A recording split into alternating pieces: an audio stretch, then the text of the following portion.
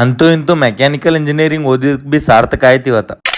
Workout ಮುಗ್ದಿದ್ಮೇಲೆ muscles recovery ಆಗ್ಬೇಕಪ್ಪ ಅಂತಂದ್ರೆ protein ಎಷ್ಟು important ಅಲ್ಲ ರೀ, ಹಂಗೆ ರೆಸ್ಟ್ ಬಿ ಅಷ್ಟೇ ಇಂಪಾರ್ಟೆಂಟ್ ಆಗ್ತದ. ನನ್ ಡಯಟ್ ಪ್ಲಾನ್ ಒಳಗೆ ನಾ ಪ್ರೋಟೀನ್ ಸಲುವಾಗಿ ಜಾಸ್ತಿ ಫೋಕಸ್ ಮಾಡೋದಪ್ಪ ಅಂತಂದ್ರೆ ಪನೀರ್, ದಾಲ್ ಮತ್ತೆ ಎಗ್ಗಿನ ಮೇಲೆ ಫೋಕಸ್ ಮಾಡ್ತೀನಿ. ನೀವ್ ಅನ್ಕೋಬಹುದು ಜಾಸ್ತಿ ಹೀಟ್ ಇರೋ ಐಟಮ್ ತಿಂದ್ರೆ ಅದ್ರಾಗ ಬಿ ಎಗ್ ಅಂತ ತಿಂದ್ರೆ ಬಾಡಿ ಹೀಟ್ ಆಗಲ್ಲೇನಂತೇಳಿ ಯೋಚನೆ ಮಾಡ್ಕೋಬಹುದು.